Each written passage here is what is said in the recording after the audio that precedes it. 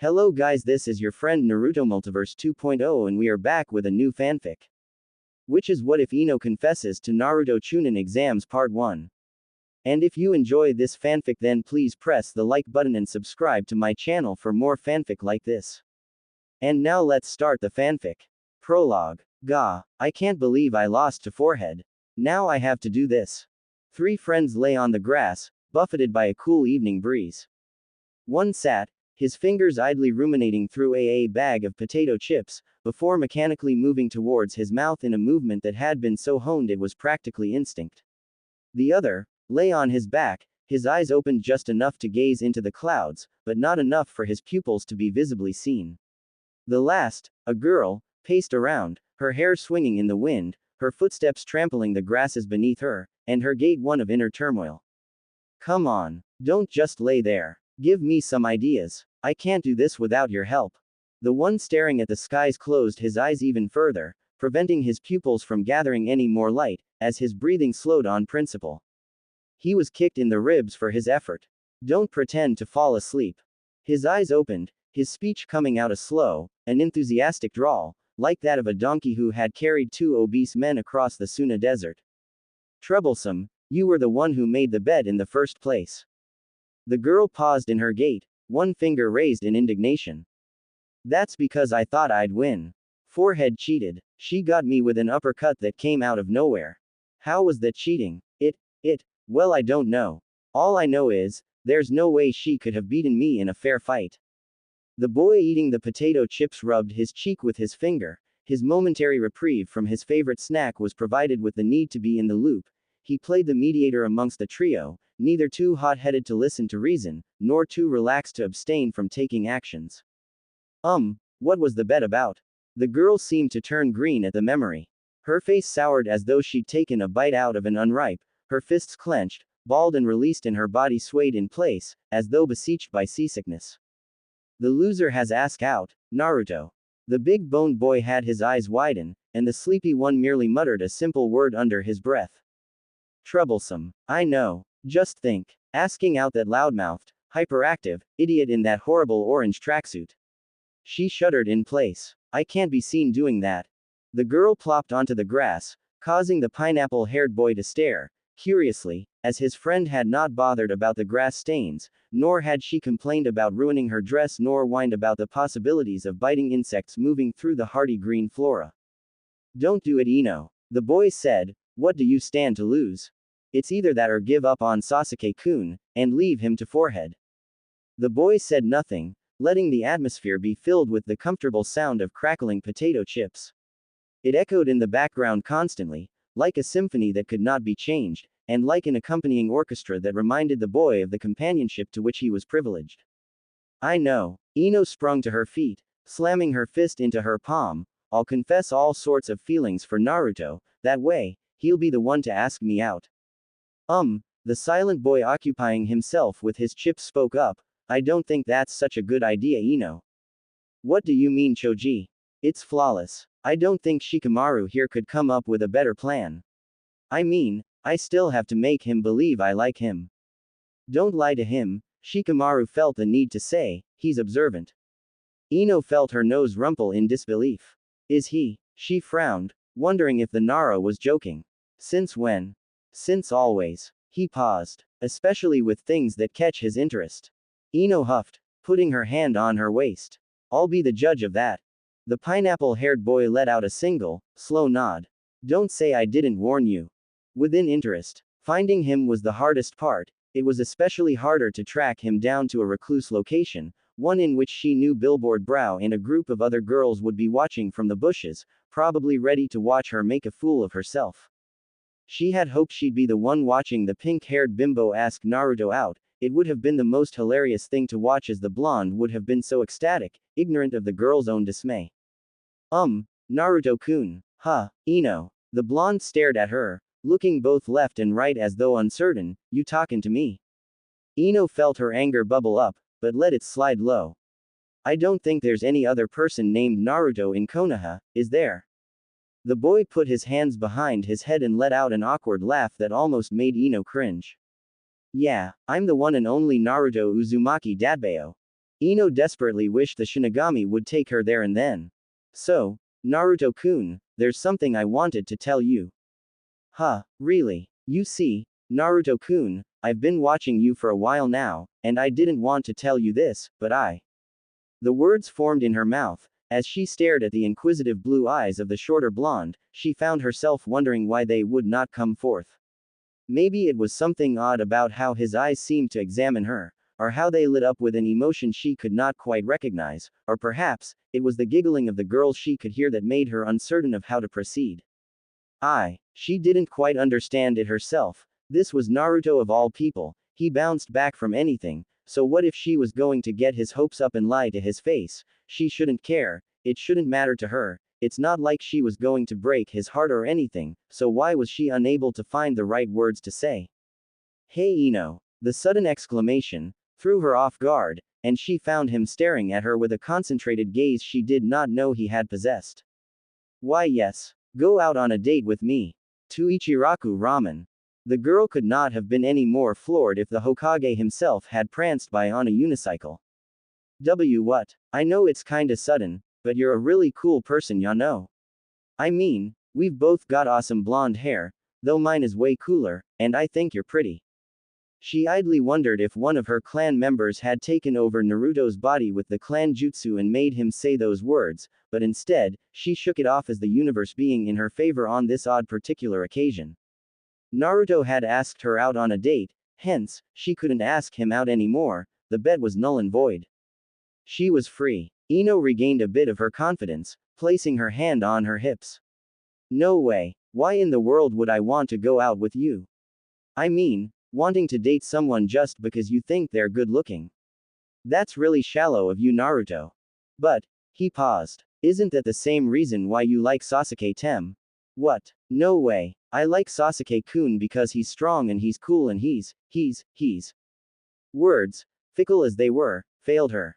She had an extensive vocabulary of terms that focused on the mind, on plants, on animals, and yet, despite her collective accumulation of adjectives used to describe things which were beautiful, she remained speechless.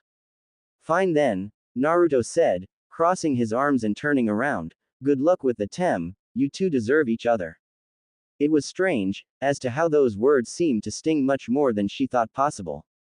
It was not every day Yumi no Iruka chose to treat Naruto out to dinner, and it was even rarer for him to offer to pay up the boys' backed-up debts, but, as he had found out from the resident gossip amongst the students, Naruto had asked out the young Yamanaka heiress and he had been brutally turned down. Though not exactly possessing sagely wisdom in the art of romance, the Chunin teacher felt that the young boy needed some company, or at the very least, needed some ramen to make him bounce back to his usual self. Which happened the very second the first bowl appeared. Oi, Tsuki Gigi, you out of toppings? My ramen's looking a little thin. Iruka bopped him over the head. Baka, don't be so ungrateful. To think I actually offered to treat you to ramen after the pranks you pulled in class last week. Naruto's lips turned into a semi-indignant pout. But the broth is like 10% smaller than it was yesterday. And the toppings and portions are smaller as well. Iruka's eyes twitched. I think it's just your appetite that's grown bigger. Haha, Naruto-kun is kind of right. Iruka's eyebrow rose. He is. I am. Tsuki nodded, slowly. Our usual delivery boy is a little late with the order, so I had to cut corners for the ramen, I'm sorry about that. Iruka waved him off, it's nothing. I barely noticed the difference, only a ramen-holic like Naruto would realize it. Ramen is the food of the gods and everything about it is divine datbayo. Naruto said, grinning, I know everything there is to know about Ichiraku ramen. Iruka snorted. Sure, and I'm certain you can tell how many toppings are in my 14. Iruka blinked. He stared down at his bowl, and counted, and found himself baffled at the blonde getting the accurate number. Lucky guess. Naruto shook his head as he scarfed down more ramen. Not luck. Oh really? Then how many strands of noodles are left in my 38? Iruka stared into his bowl, slowly counting with his chopsticks, one by one, until he reached the exact number Naruto mentioned. How did you know that? Tsuki Gigi usually has a fixed number of strands per bowl. It's enough to leave you satisfied, but not too much that it'll make you leave it unfinished. He said between slurps, And, you eat really slow, Iruka-sensei. It was ridiculous to know the exact number of noodles in a bowl, and the speed required to actually consume said noodles, so Iruka found himself staring at Naruto, his mind trying to comprehend what he had just witnessed. Naruto, how many people have visited Ichiraku Ramen today alone? Naruto took a huge slurp out of his bowl, 60 or so. Why? Iruka glanced to Tsuki and Ayame, and their widened eyes spoke more loudly than any verbal confirmation they could have possibly uttered. How did you know that? Ayame-ne's sleeves are folded up. What does that have to do with anything? Everything. Tsuki-Gigi's sink is kind of deep. Ayame-ne doesn't really need to fold her sleeves all the way up to her elbow in order to wash the dishes. The only time she'd need to do that is when there are tons of dishes available and she's put them all in. She folds her sleeves so they don't fall into the filled sink and get wet, and also to make it easier for her to wash. Iruka's mouth felt dry. But, that just tells you that they've been a lot of customers. How did you guess 50? Because Ayame-ne has also been cooking, Naruto said. Tsuki-Gigi only ever lets Ayame-ne join him to prepare ramen when there are more customers than he can handle. And he's no slouch. He can take on 6 at a time, but if it gets too much, Ayame-ne helps him out. Naruto paused, placing a hand on his chin. Also, today's Monday, so there are usually about 8 or 11 customers in the morning, and around lunchtime, this place is filled really fast. That adds around 20 to 30 customers coming and going. Then after classes are over and in the evenings, there are fewer customers, but still enough to guess around 60. The sound of the kettle blowing was the only noise in the restaurant. How did you know Ayame-san had been cooking? What do you mean? She's got her apron on and everything, and look, those are miso soup stains on them. Iruka found himself feeling lightheaded and slightly dazed, more so when he realized that Naruto of all people and of all his students, was subconsciously using inductive and deductive techniques to glimmer information about things around him, and he didn't even realize it. He took in several deep breaths, before he decided to calm himself. Naruto, how many major hidden villages do we have? The blonde boy looked sheepish as he scratched his head, too. How is it that? Iruka had to calm himself and lower his voice. How is it that you can accurately guess how many customers have visited Ichiraku Ramen, and how many strands of noodles are in my bowl, but you don't know how many major hidden villages we have in the elemental nations? Because I don't care about that stuff. Who cares how many there are? Konoha is the greatest Dadbao. Iruka sighed, shaking his head. Maybe he was just reading too much into things. Naruto spent most of his hours at Ichiraku Ramen, and had more hours at the establishment than he probably did at his own home. With so much time spent there, it would explain his ability to pick out all the littlest details and things that happened around there with alarming detail and frightening efficiency. It wasn't like Naruto was some sort of hidden genius or anything. No, the very notion sounded utterly preposterous. A thought did however stumble onto the Chunin's mind, and for a few seconds, he contemplated it. Hey Naruto, tell me about how you do your pranking. Naruto stopped, staring at him suspiciously for several seconds. If this is a trick to find out where I keep my gear, Iruka-sensei. Iruka put his hands up in a gesture of surrender. No tricks. I'm genuinely curious. Some of your pranks must take careful planning and deliberation. I wonder how you got into it. Well, 2 hours later, Iruka was regretting his decision to ask. While he had been hoping to gain some more insight into Naruto's apparent analytical and deductive abilities, it seemed that those abilities only registered or came up when it came to Ichiraku Ramen, or anything ramen related.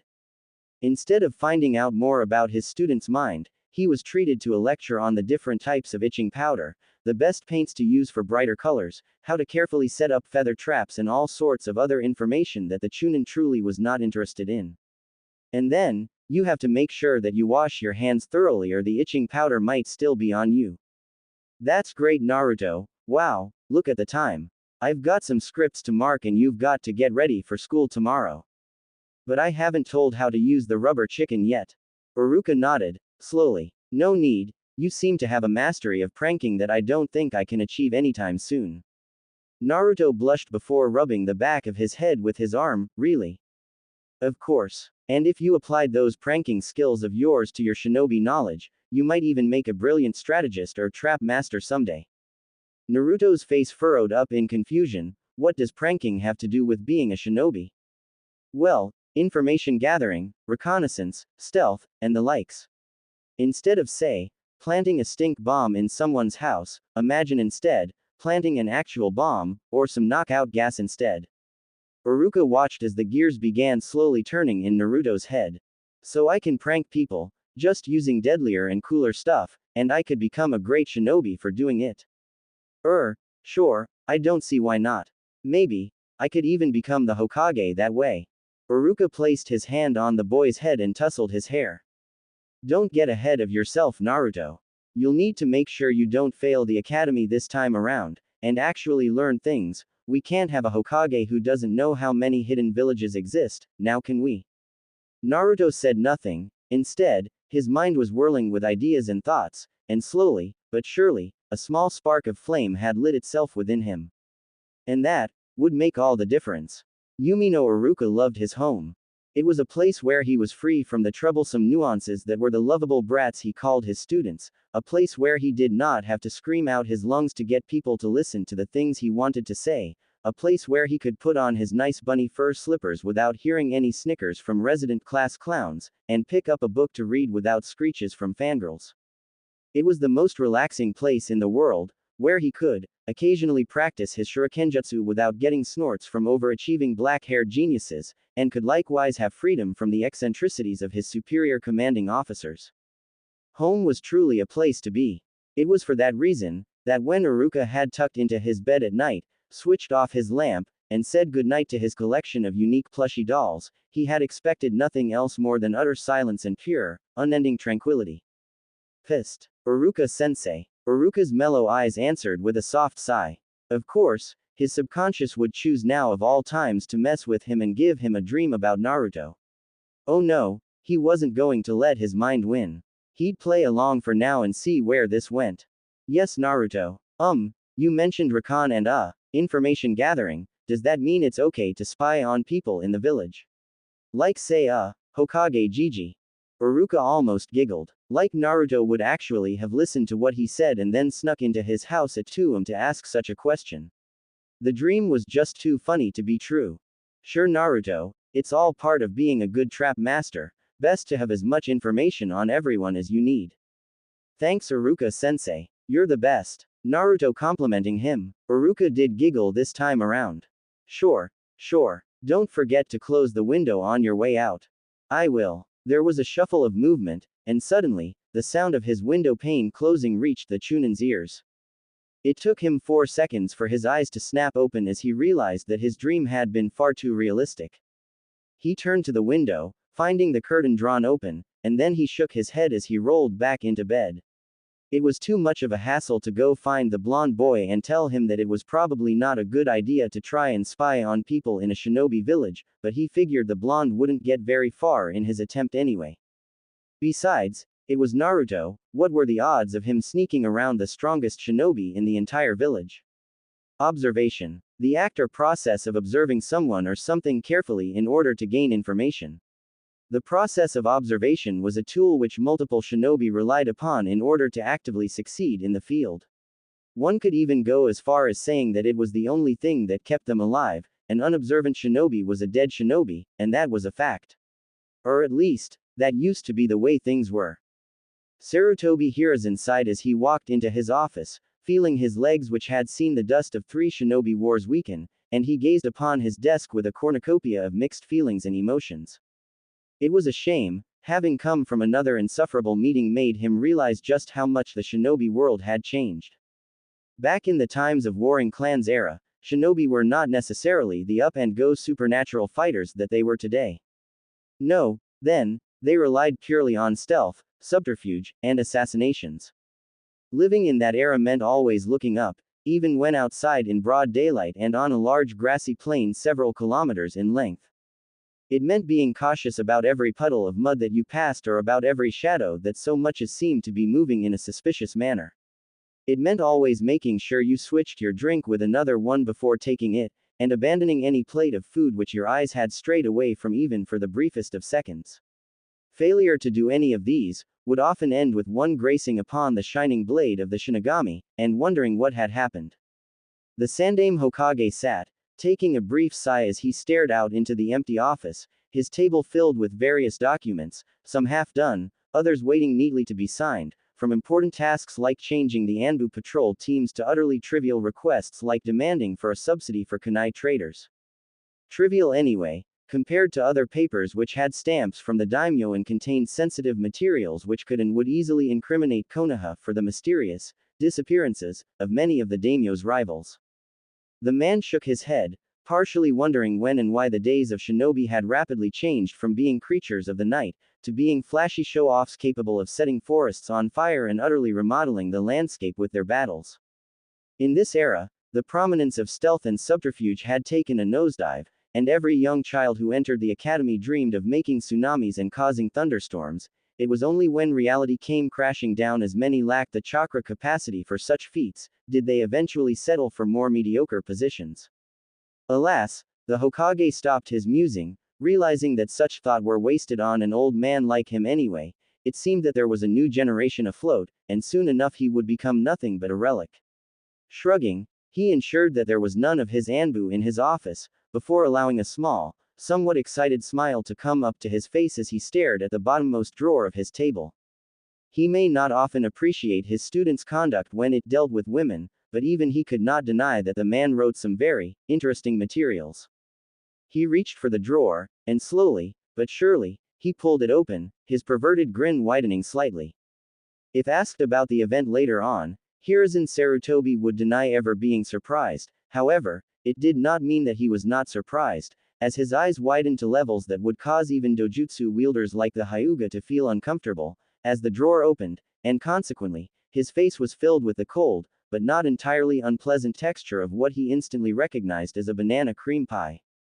He stared, ludicrous, as the plate of pie slid off his face, and landed onto the ground with a slow, methodic thump, and it just so happened that the loud sound triggered the Anbu agents outside, who burst in, eyes searching for any intruder. The two agents paused, staring at their Hokage, and though Hiruzen could most definitely not see through their porcelain masks, he was certain that they were doing everything possible not to show their mirth. It wasn't every day you saw the Hokage's face plastered with pie. "Are you two going to stand there and stare at me, or would you like to taste the Hokage's pie?" His words seemed to jar them, and it was almost like he was daring them to laugh. "Yes, laugh at the man who could demote you to a genin and make you spend the rest of your entire military career scooping dog poop. Go on, laugh." Thankfully, they had more common sense than that, and the female Anbu, codenamed Neko, had the decency of handing him a fresh towel. The old man cleaned the cake from his face with the towel, before placing it down, his eyes doing their best to refuse twitching in annoyance. There was one person who would actually have the gall, the means, and the motive to think about pranking him, and though somehow he had never been the target of his pranks, Sarutobi Hiruzen was going to make it clear that one does not simply shove pie in the Hokage's face and get away with it. "Bring me Uzumaki Naruto. Hi Hokage-sama." His Anbu vanished with the familiar gust of wind that indicated the Shunshin technique, and the Sandaime Hokage let himself sit back with a sigh. He had never had to truly berate or reprimand Naruto for anything before, but there were some lines that could not be crossed. The mere fact of breaking into his office too. Hiruzen blinked. How had the pranking menace entered his office to set up the pie in the first place? It was impossible to do so from the back windows, they were firmly locked and had been so for a while. There was no way his secretary would have let him in, let alone the entire Chunin workstation that aided in organizing missions. He opened up the drawer once more, staring at the contraption that was within it which had aided in launching the pie. A weak string, with some sort of makeshift pulley device attached to the handle, along with a large metal spring. The sting would activate the pulley when he opened the drawer, and the pulley would in turn fire the string. The Hokage wasn't stupid. There was a creeping chill that came upon him once he realized how easily it would have been to substitute the pie for a kunai, or the trap for a loaded crossbow, and he would be dead. Hiruzen took in a deep breath, finding his pipe idly laying on the table, before reaching for it, stuffing it with the required fuel and putting it to his lips, igniting it with a small fire technique, and letting the acrid taste of the smoke permeate his tongue, before he blew it into the air and leaned back into his chair. They were in a time of relative peace granted, and no one would be able to maintain their sanity for too long if they acted as though every single thing and every single one was out to get them, whilst even in the comfort of their own village, and comfort of their own office, but had he truly become that lax? It seemed he would need to start training again. The office was filled with a brief poof of smoke, and the familiar blonde menace known as Uzumaki Naruto appeared before him, grinning like a maniac as he was held by two Anbu agents. Sarutobi steeled his features. Naruto. Whatever he was about to say was cut in half by the boy's boisterous shout. About time, Gigi. You ended your meeting way later than normal today. I almost thought the prank failed. Hiruzen was able to dissect the boy's sentences, and the semantic meanings he attained from them being heavier than the words themselves. In reverse order, Naruto was outright admitting that the prank was his, then, he was admitting to possessing prior knowledge about the fact that he was in a meeting, and lastly, he was anticipating being called to the office. Hiruzen stopped whatever he was going to say, his steeled features softening for a bit as he shook his head. Why did you put the pie in my drawer, Naruto-kun? The boy smiled as though what he did was not an action that would get people executed in other villages. I wanted to see you. Hiruzen blinked. You wanted to see me? Naruto nodded. Hiruzen looked at the two Anbu, giving them the signal that they could leave, and they vanished in a puff of smoke that left stars in Naruto's eyes. Cool. Gigi, can you teach me how to do that? Hiruzen shook his head. Later, Naruto. For now, explain yourself. If you wanted to see me, you could simply just walk in and ask. Naruto gave an exasperated groan. I did try it, Gigi. I usually come by whenever you're not in a meeting, but all I get is, he increased the pitch of his voice to an eerily close resemblance of that of his female secretary, you can't see the Hokage without booking an appointment. Or, Hokage-sama isn't here right now. Or, Hokage-sama is currently resting. Or, shouldn't you be in the academy right now, and all that junk. Hiruzen allowed a small smile to come up to his face. It cannot be helped, Naruto-kun, being the Hokage is an extremely time-taking endeavor. Naruto rolled his eyes and crossed his arms, sighing.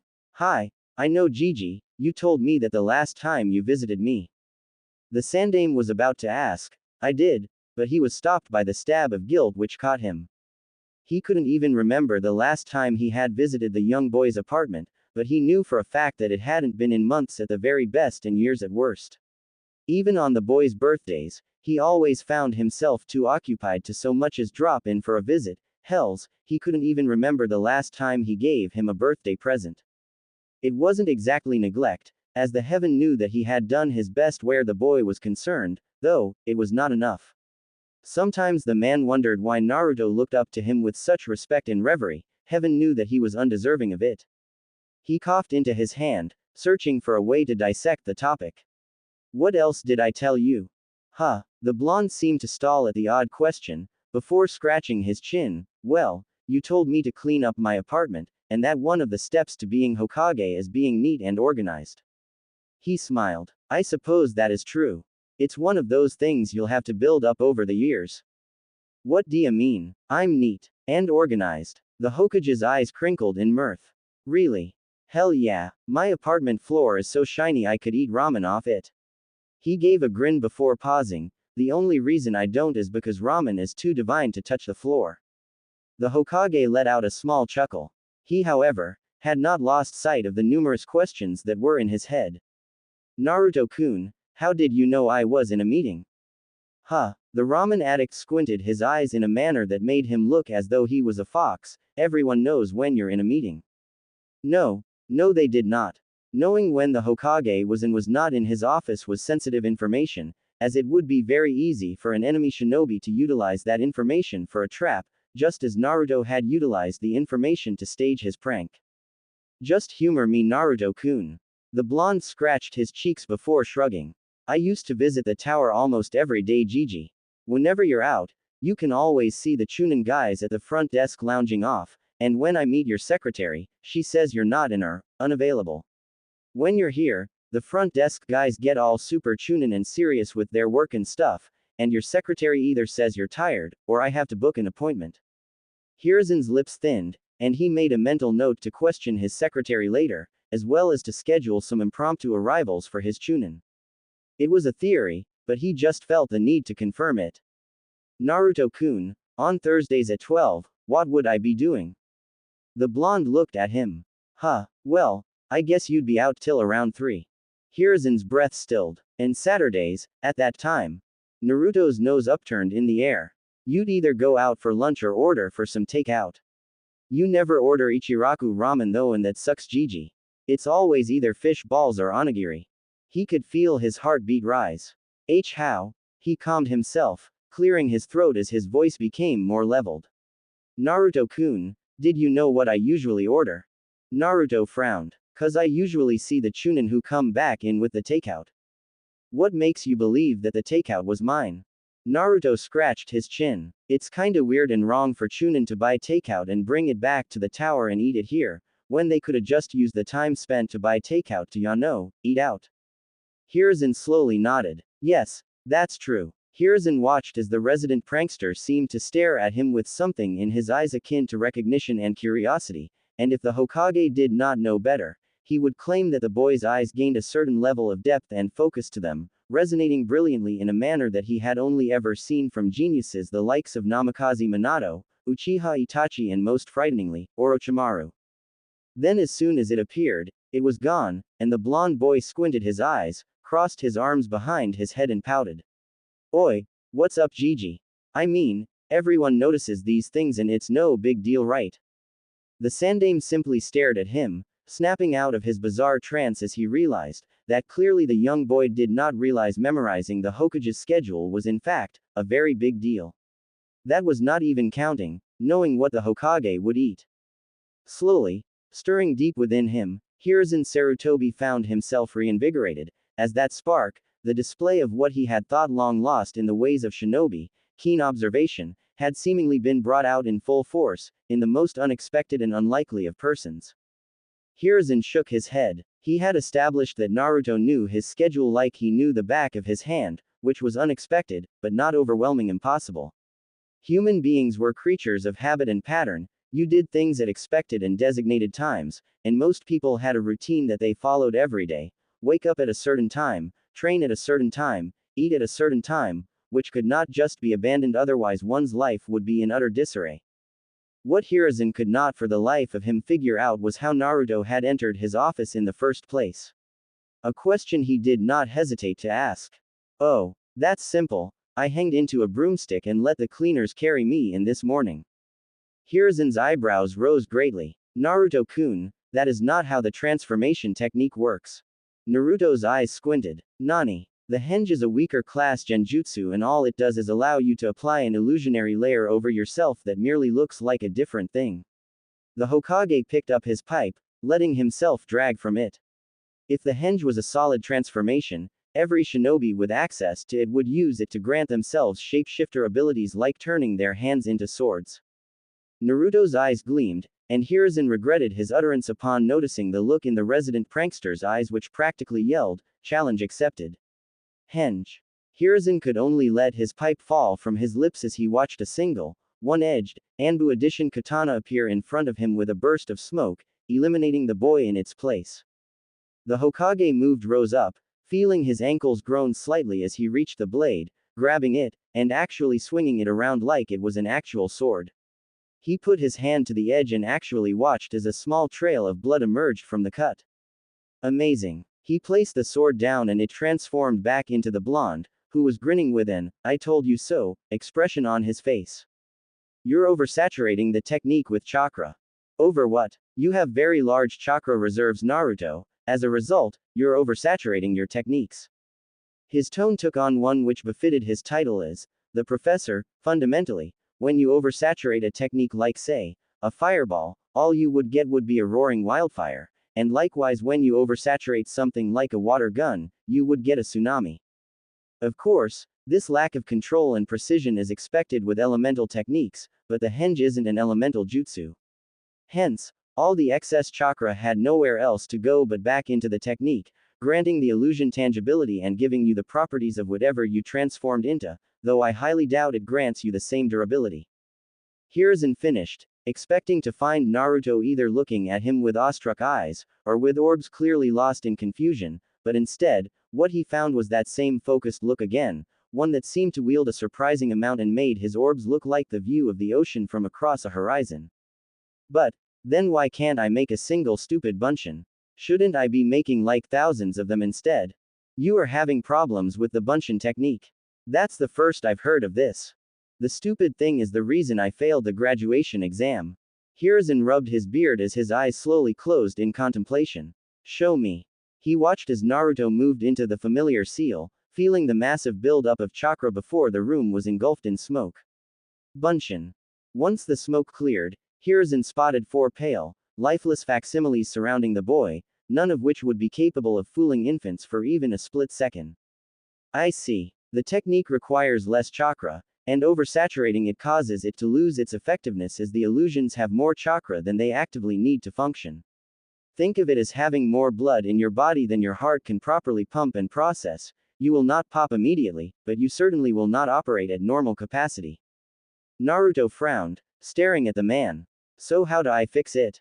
The Hokage rubbed his chin. Simple. You simply need to utilize better chakra control exercises. The greater the control of chakra you have, the less likely you are to oversaturate your techniques. He walked over to the wall, where portraits of Hokage's past hung, and moved aside his own portrait to reveal a safe within it. He turned the dial, the numbers still clear in his head before swinging it open. He began searching, pulling from within it several files before he eventually found one dusty, extremely faded-looking sealing scroll.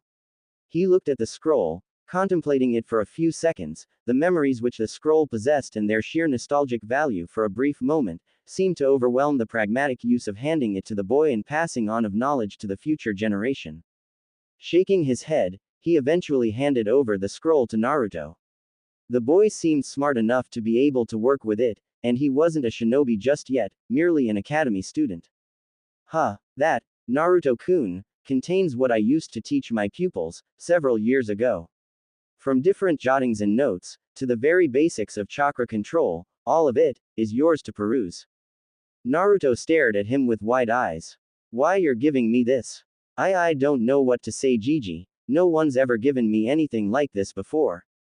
Hiruzen's heart clenched. Well, Naruto-kun, consider it a gift from me to you. Once you graduate from the academy and become a genin, feel free to come by and I just might teach you a jutsu or two. Really? He winked at him. I am called the professor, Naruto-kun.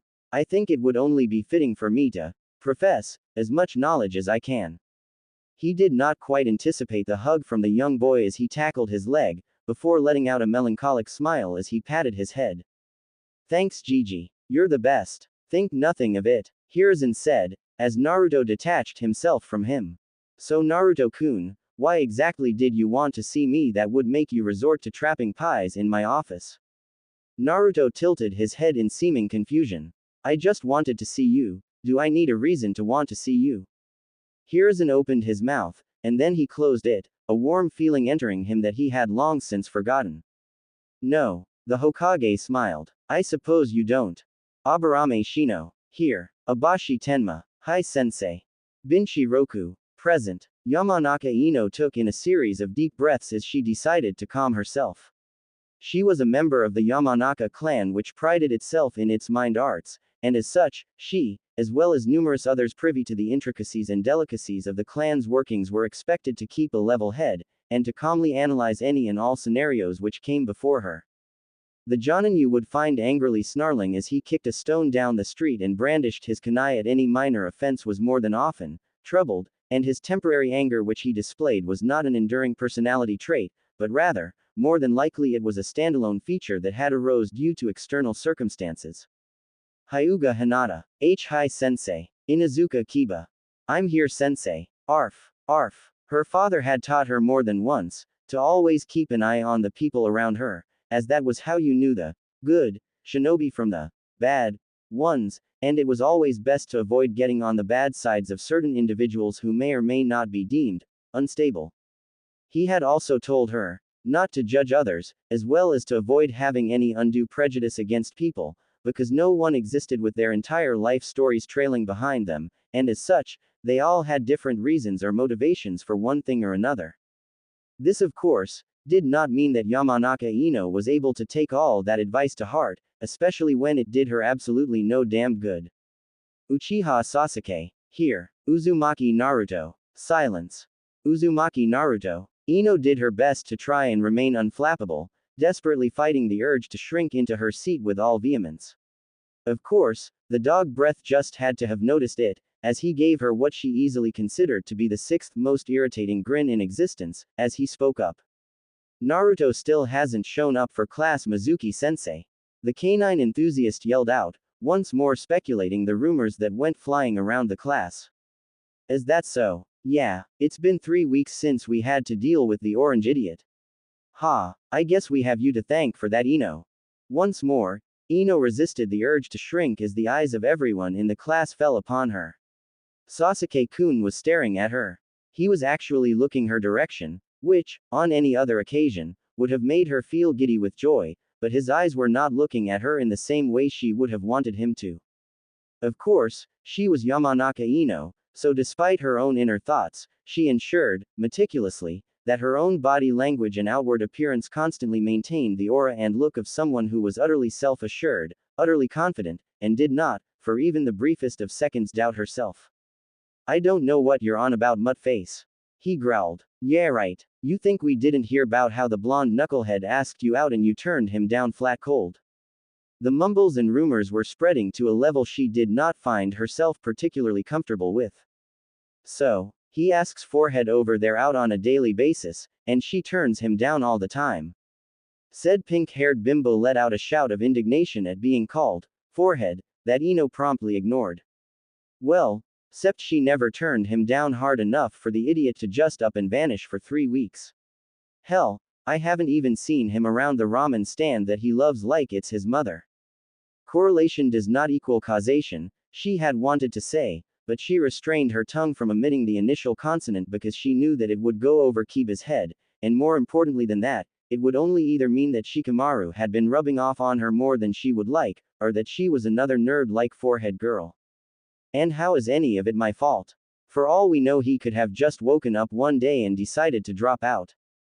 Geez, I don't get you, Kiba said, scowling. It's not like the knucklehead ever had any real hopes of becoming a shinobi, and I'm sure even academy teachers have tried more than once to get him to quit, but you managed to pull it off with a few words, so why the hell won't you take the credit? Yamanaka Ino blinked, then rapidly resisted the urge to yell and instead bit the inside of her cheek. Take the credit. She was supposed to be proud of harshly turning down Naruto's enthusiastic, bubbly request for a date. To feel accomplished that she had shot down someone's confident advances, when there were numerous hopeless romantics out there who would never even possess a shred of that same courage to brazenly ask out someone they fancied. She stared at Kiba, wondering if the boy even fully understood the implications of what he was saying, and she sorely doubted that he did. What she found doubly disconcerting, however, was that there were numerous other people in the class, who for one reason or another, actually shared in Kiba's sentiments. For Kami's sake, no matter how annoying or how bright or how obnoxious Naruto was, the boy had done literally nothing wrong for people to feel completely vindicated by the fact that he was potentially heartbroken enough to stop coming to school.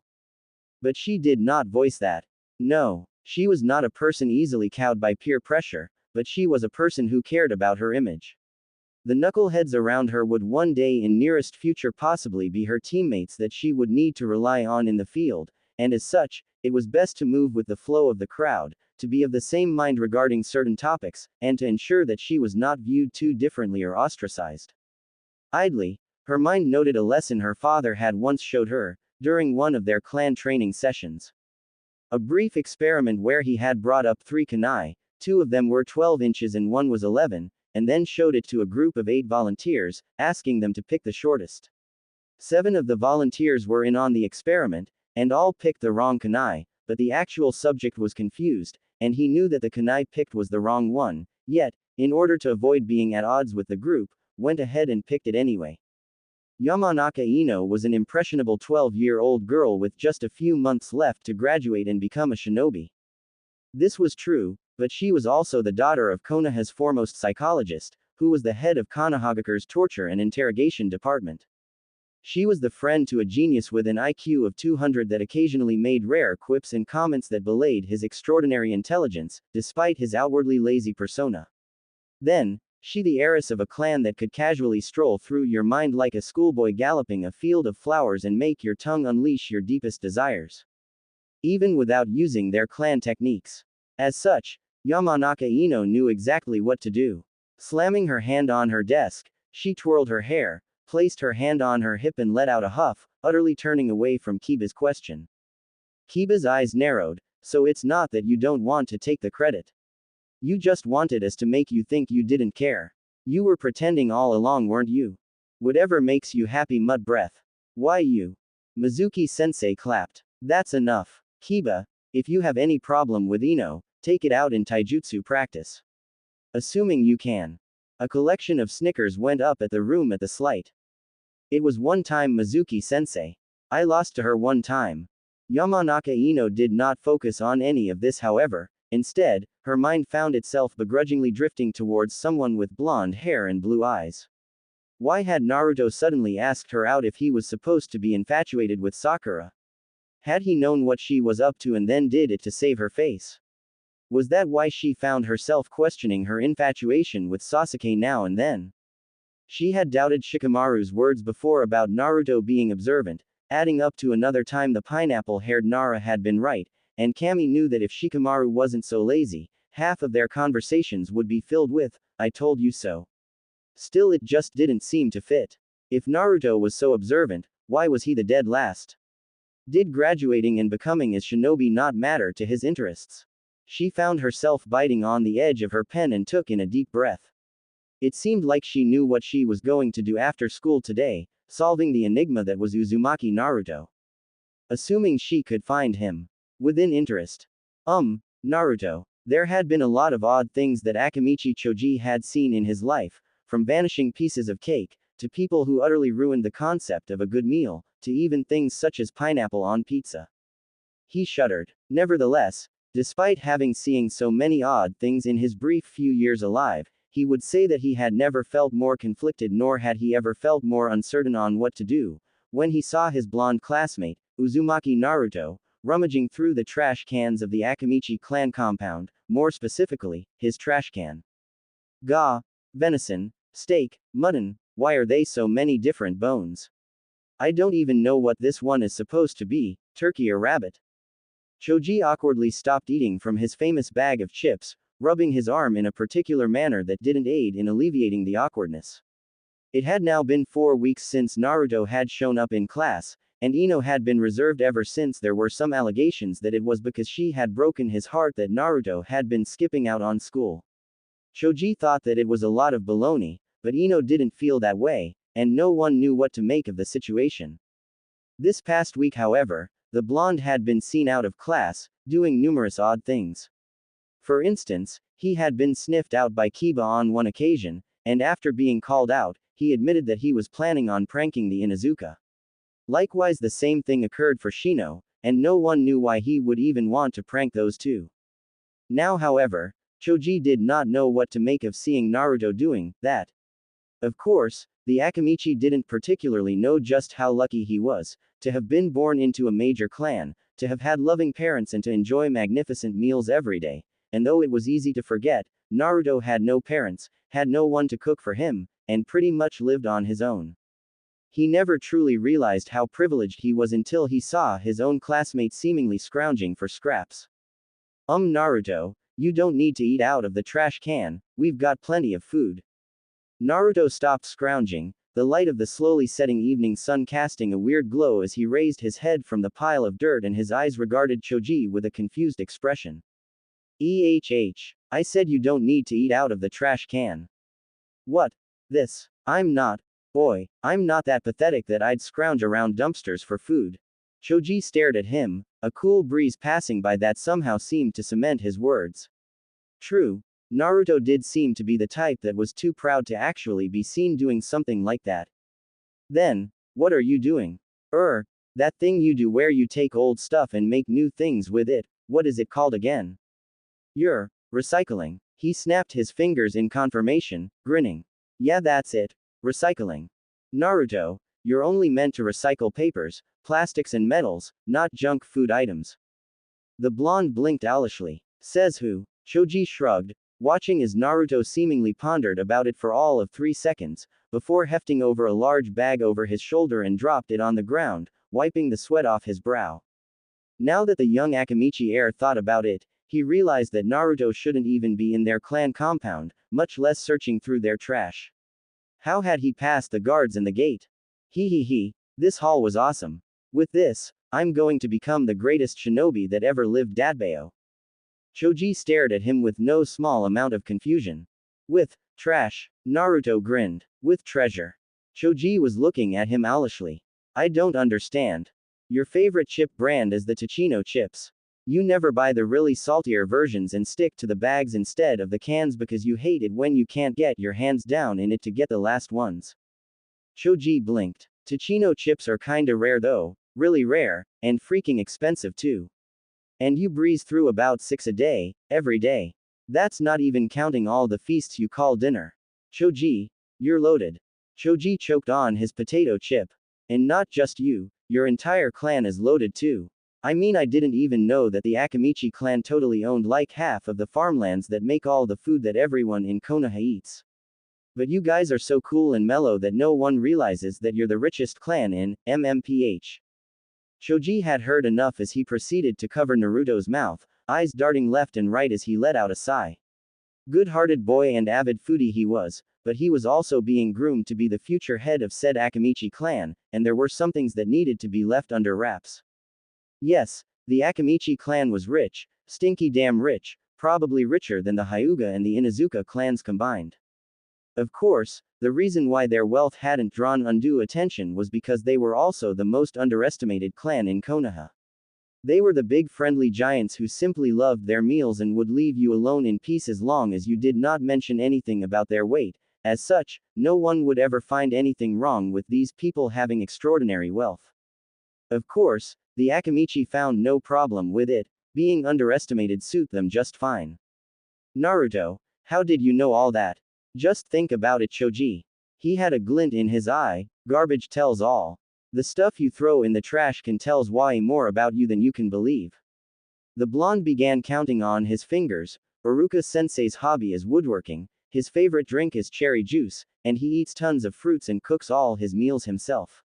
Sakura-chan uses 3 different conditioners at the same time, and she's on a diet for now. Sasuke-tem seems to like tomatoes a lot, and he's a terrible cook. Choji brought him to a stop.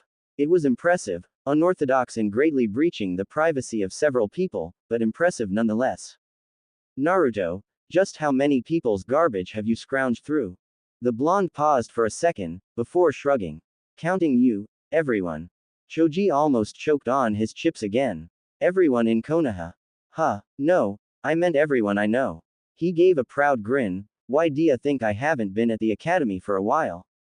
Choji calmed down significantly at that. So Naruto had been doing recon on every individual he knew. That's incredible. You're telling me I had to henge into a one-legged cat to fool the Hyuga clan guards, and cover myself in puppy piss just to fool the Inuzuka dogs, and don't even get me started on the Aburame and their insects. Akamichi Choji stood, slightly confused, slightly impressed, and a little bit annoyed at the fact that Naruto had somehow chosen him for last, until he reminded himself that technically what Naruto was doing was a huge breach of privacy, though he seemed not to realize it, or care. Choji contemplated if he should tell Naruto that it was somewhat, well, not exactly illegal, just a teensy bit immoral for him to go through other people's trash. Then again, it was garbage, people rarely gave much thought to their garbage, and they probably did not realize that what you threw away could tell a lot about who you were, what you did, what you liked and what you ate.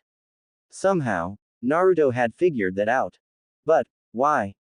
Why are you going through everyone's garbage? At that Naruto grinned. It's for my bingo book.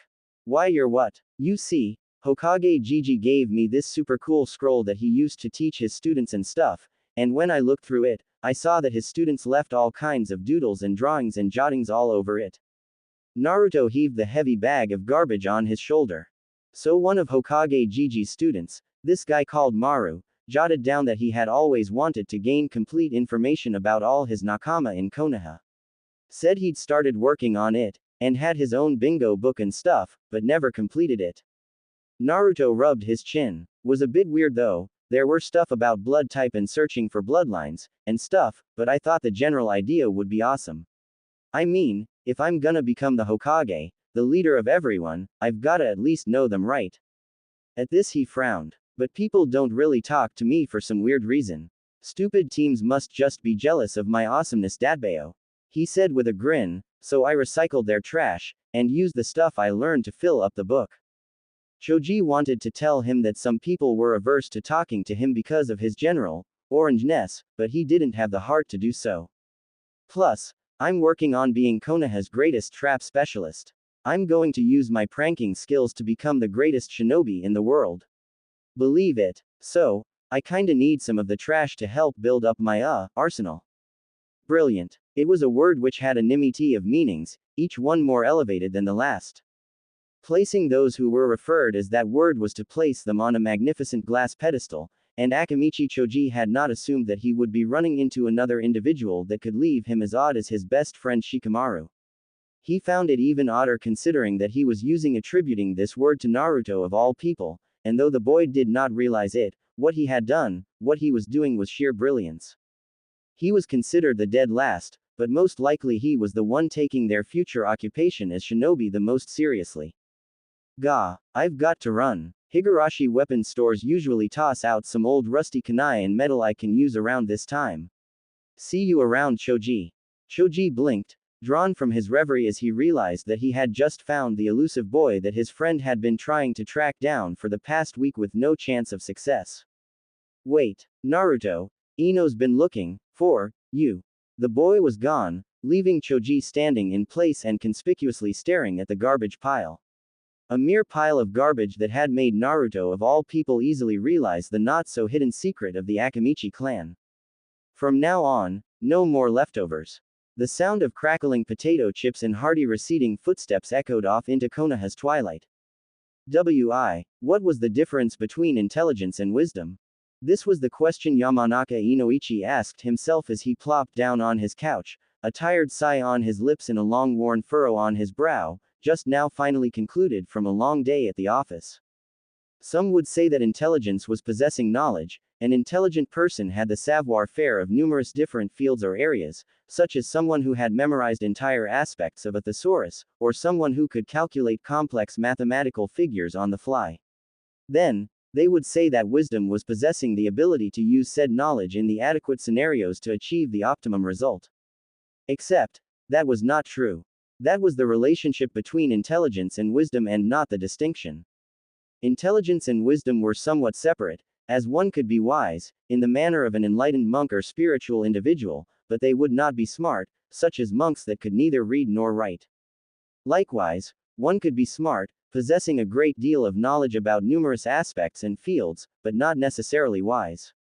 For instance, a scientist who chose to give his children extremely efficient meals and prevented them from eating sweets because he knew the health detriments, but was unable to realize that his children would never understand his perspective. Unfortunately, it seemed that people regarded intelligence on the higher spectrum than wisdom. Konoha was gradually running out of wise young shinobi and instead, they were breeding geniuses. If only his beloved village could have a Sarutobi Hiruzen for every Uchiha Itachi and Hatake Kakashi, it would be so much better off. Unfortunately, most levels of wisdom came with experience, and as such, those greatly in need of it sorely lacked the access to it. Shameful as it was, Inoichi knew full well that his village was filled with people lacking both intelligence and wisdom. Most obviously would be the civilians first, who would willingly let their children sign up to the academy, fooled by the romanticized ideal of the Konoha Shinobi Corps. They were nothing but glorified child soldiers capable of taking on full-grown men twice their size, but child soldiers no less. Most of them would not live to hit 30, and those who did would be so scarred by the things that they had witnessed and performed, that they could never live normally ever again. But the will of fire burned strong, how strong it burned indeed. Fire was the one thing most capable of bringing unlimited destruction to leaves, yet not a soul had noted the irony. Konoha's head of T&I shook his head as he let out a deep sigh. The question and deliberations had not struck him on some utterly odd whim, and he was not usually someone to start thinking about such topics, but perhaps the reason the question had struck him had been because he had been watching his daughter recently. Ino was his pride and joy, and of course, he had done his best to lavish his little princess the way any father would, but he made sure he never cosseted her too much, especially if she wanted to be a kunoichi. He was initially adamant against her decision to even enroll, but he had no choice. Had his daughter said she wanted to become a horticulturist or a botanist or a psychologist rather than a kunoichi, not a single soul in the world, dead or alive, legend or nightmare, would have been capable of forcing him to tell her otherwise. But of course, his daughter wanted to be a kunoichi.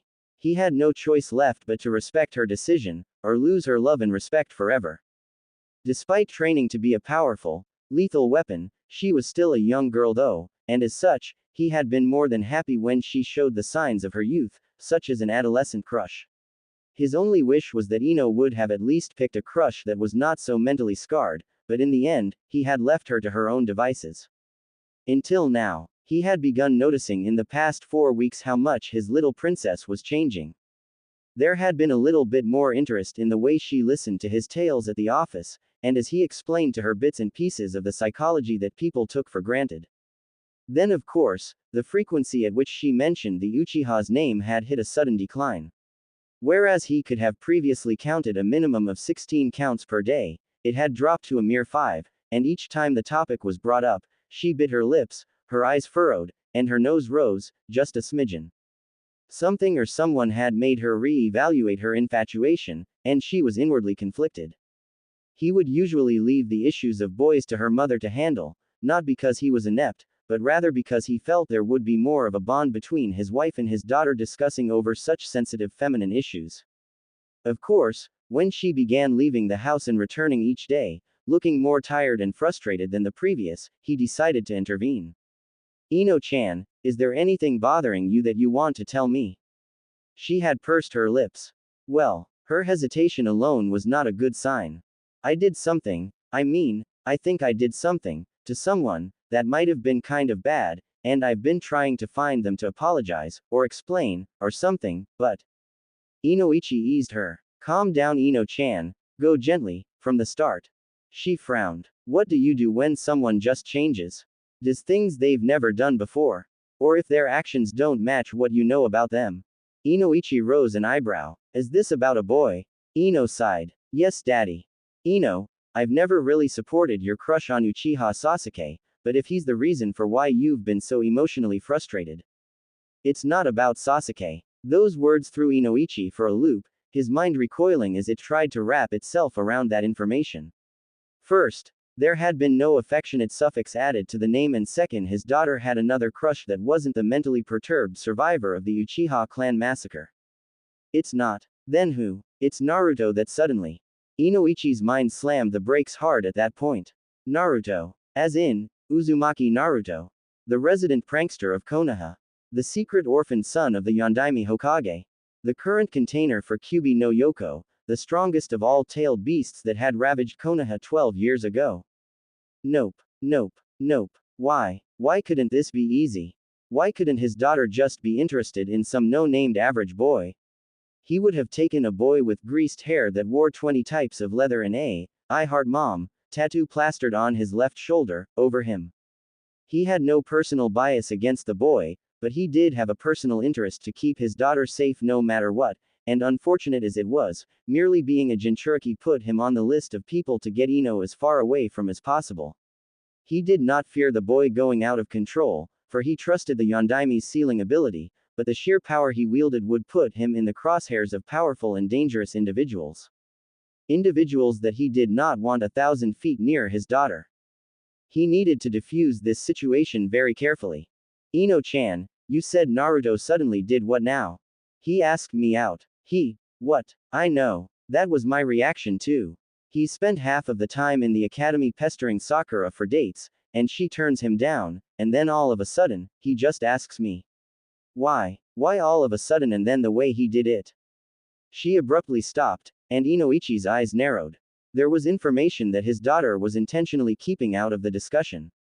Anyway, Shika says that it's because Naruto is actually really observant when he's dealing with things that catch his interest. He did. Inoichi knew that Nara Shikamaru was just as astute as his father, perhaps even more so, but he was lacking in the much-needed wisdom that would probably make him surpass Shikaku. He did, but it doesn't make sense. If he's so observant about stuff, why do his grades suck so much and why is he the dead last? Inoichi swore under his breath. Champing breadsticks. If what Ino was telling him was true, then there were two possible unfortunate implications, neither of which was comforting, and both of which constituted as threats or serious issues to Konoha's safety. The first implication was that Uzumaki Naruto was intentionally downplaying all his skills and abilities, for whatever possible reason, and depending on how observant he truly was, it was more than likely that he knew who his father was, and what was sealed inside of his stomach, yet opted to keep it to himself. When children found themselves out of their depth or seeking knowledge or wisdom, they looked to adult authorities for guidance and explanation. If Uzumaki Naruto was aware of his true heritage, and of the reasons of the numerous bias against him, and the fact that a giant beast was sealed inside his gut yet had intellectually chosen not to mention it or blurt it out, and continued as though absolutely nothing was wrong, then there was a problem. From a psychological standpoint, it was downright terrifying and it marked him as a greater flight risk than Uchiha Sasuke ever could be. The second implication, of course, was somewhat lighter, and it meant that there were serious levels of bias against the boy, and he was more than likely being either taught wrongly, or intentionally failed in order to ensure that he did not graduate. It meant that there were shinobi amongst the ranks who had let personal bias interfere with objective judgment, and they needed to be sanctioned and undergo screening to see if they were truly worthy of being in the shinobi corps. After all, if you let your emotions bleed into your job when all you did was to teach, who was to say that on a mission, you would not choose to let your emotions take sway and then instead of assassinating a target, you let them escape? Of course, if Uzumaki Naruto was being taught wrongly, would he not have complained? Or was it that he was unaware of the fact? But if he was unaware of the fact, that brought his supposed perceptive prowess into question. Daddy, you're making that constipated face again.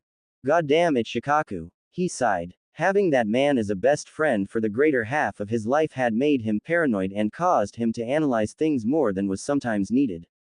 For all he knew, Shikaku's son was wrong, and Uzumaki Naruto was not some overly perceptive genius mastermind intentionally hiding his skills in order to be severely underestimated by the Konohan populace whilst he plotted revenge for being ostracized, orphaned and denied his legacy. All right, Ino-chan, if you want answers, find Naruto and invite him over to dinner. I can't. I've been searching everywhere for him for the past 4 weeks and I still can't find him. Oh dear, he skips out on the academy. Daddy, it'd be easier to count the number of days he's been in class than the number he's been outside of it. Oh no, and no one knows where he goes. No one questions what he's been doing with all that extra time he spends outside of class. Inoichi took a deep breath. It seemed he would be scheduling a meeting with the Hokage soon. Within interest, Tenten was a simple girl. She liked weapons, sharp objects, pointy blades, and everything in between. She enjoyed training, swordsmanship, archery, and improving her aim and control over either blunt or pointy objects which could be utilized in battle. Despite having only under a year's worth of experience as a genin, and serving underneath what could only be described as a circus act of insane teammates, she had done well for herself, and liked to believe, at the very least, that she was sane. Though her hair was frazzled and she had bangs over her eyes, and her body was tremendously sore from having her butt kicked all over the place by the taijutsu freaks in her team, and then having to handle several D-rank missions afterwards, and of course, performing team training exercises of racing around the village with one hand tied behind her back, she believed that the stress wasn't getting to her, and she still lived a simple lifestyle. Of course, getting back home and meeting her foster father still at work in the forge, crafting shinobi weapons had been one of the few relaxing things she had enjoyed. Right up until she had to join him, and though she did enjoy crafting different kinds of weapons and materials, she was far too tired to continue the activity for the meantime. Eventually, all her works had been crafted so poorly that she had no choice but to throw the metal away into the large trash bins provided for the residents of the area, seeing as how they were not even salvageable enough to be reforged into something decent. This, however, was where Tenten felt she might snap. No sooner had she tossed away the materials, did she hear the rustling of a figure moving within the night and shadows. She had first thought it was her tired mind playing tricks on her, right up until she saw, with full certainty, that there was a creep actually rummaging through the trash cans, and she felt her irritation rise. Of all the nights, she reached for her holster, drawing 3 shuriken. She of course had no intention of seriously hurting the fellow, she only meant to scare him off, a form of intimidation to make the person think twice about doing something as unethical as rummaging through another person's trash. With a flick of her hand, she sent the 3 shuriken flying, enjoying the sound they made as they whistled through the air. Only for her to blink, several seconds later, as she did not hear the sound of them hitting their target. As a matter of fact, she heard no sound at all, as though the shuriken had simply vanished in midair. I missed. No, that's not possible. She grabbed out 2 more shuriken and threw, listening as they whistled in the air. And then they vanished, never hitting their mark. Tenten's irritation turned into a nagging doubt, and she moved from her position towards the trash can, fully intent on finding the reason for the odd mishap. Only to find a blonde-haired boy, muddied and covered in dirt, grinning as he twirled 5 shuriken on his left hand, 1 for every finger, before he dumped them into a large cloth sack. Then, he began ransacking her trash once more, as though he didn't even realize that she was there. Tenten felt her eyebrows twitch. Did you just steal my shuriken? He raised his face up towards her, his eyes blinking owlishly in a perplexed manner. Huh, what are you talking about? Someone threw away 5 awesome shuriken, so I'm taking it. Tenten realized, solemnly, that she might be dealing with an idiot. Given the activities of the day, her exhaustion, and her very slowly teetering resistance to idiocy, she found herself slowly reaching her boiling point. They weren't thrown away, they were thrown at you. He blinked, his face scowling in annoyance. Why would you do that? Tenten resisted the urge to pull out her hair. Why would I do it? She pointed at him. Why are you rummaging through my trash in the middle of the night? I'm recycling. He said it as though it was the most obvious thing in the world. You don't get to recycle other people's trash. Says who? Says common sense. He scrunched his nose up in confusion and shrugged. Never heard of him. Tenten palmed her face, slowly before she took in a deep breath. Well, I'm certain he'll pay you a visit. She withdrew her summoning scroll, as several shuriken emerged between her fingers, when you're staring up at the white ceilings in the hospital. Perhaps, in hindsight, no matter the severity of the offense, it was not a wise thing to attack a poor boy scrounging through garbage. Of course Tenten wasn't going to actually harm him, she just wanted him suitably scared, or at least frightened off for him to scurry off into the night and leave her alone to her aching sores as she got the minimum amount of sleep before Guy-sensei appeared at her window by the crack of dawn. What she was not expecting, however, was for the boy to be caught so off guard by the attack. He slipped, and ended up getting himself directly in the trajectory of one of the shuriken that would have flown safely overhead.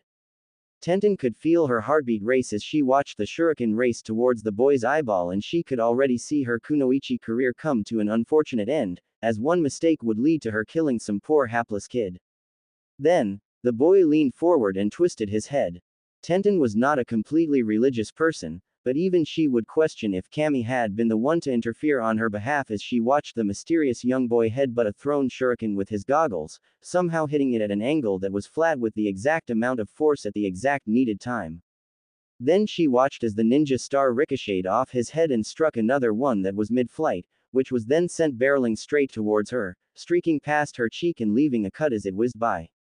Her jaw detached. Gee ga, I'm so sorry. He dashed over to her instantly, and it was only then that she realized that there was a wet feeling on her cheek. Her hand gently traced over it, and she stared at the redness that stained her fingers. Gomen, I didn't mean, I. She grabbed his hands, and the boy let out a shudder, expecting a stern reprimand. What he got instead was her staring at him with stars in her eyes. How did you do that? Her bleeding cheek was a mere scratch, and she had definitely endured worse at some of Rock Lee's kicks, so there was no need to get worried about it. What did draw her attention was the feat that she had just seen. Do what? That. This. How did you headbutt a thrown shuriken in midair and redirect it enough to bounce off another one? That sort of innate shurikenjutsu skill was outright insane. It took key focus and concentration to pull something like that off, and even after a year of practice, Tenten could only so much as bounce one shuriken off another enough to go in a small weak curve, whereas her goal was to learn how to endlessly ricochet them back to back, to the point she would be able to make them go in a perfect circle if need be. It's a secret. A great secret from the one and only Uzumaki Naruto. Besides, he pointed his finger accusingly at her, you threw shuriken at me. Real ones. You were trying to kill me. She grimaced. They were supposed to be warning shots, but that was wrong of me to actually throw real shuriken at you without knowing if you were a civilian or not, you could have gotten seriously hurt. She bowed her head. Guy-sensei's teachings echoing her that no matter who you were dealing with, an elder or a younger one, you had to be able to accept when you were in the wrong and own up to your own mistakes. I'm sorry. The boy seemed genuinely stunned. Then, he let out a long grin as he coughed and rubbed the back of his head. Ah, shucks, don't worry about it. You were probably just tired from all your training. I get cranky too when I haven't really slept. He coughed again. So I guess we kinda got off on the wrong foot. I'm Uzumaki Naruto, future greatest Hokage of Konoha. His hand extended. Tenten almost wanted to laugh at the words, but then regarded the tone in which he said it. It wasn't just some open, empty statement. No, it possessed the same level of conviction that Lee had whenever he said he would beat Neji, or the same level of belief that Neji had when he said that Lee's fate was determined. It was the same factual manner that Guy-sensei said he was the greatest taijutsu specialist in Konoha, and the same manner in which she had said she would become a strong kunoichi.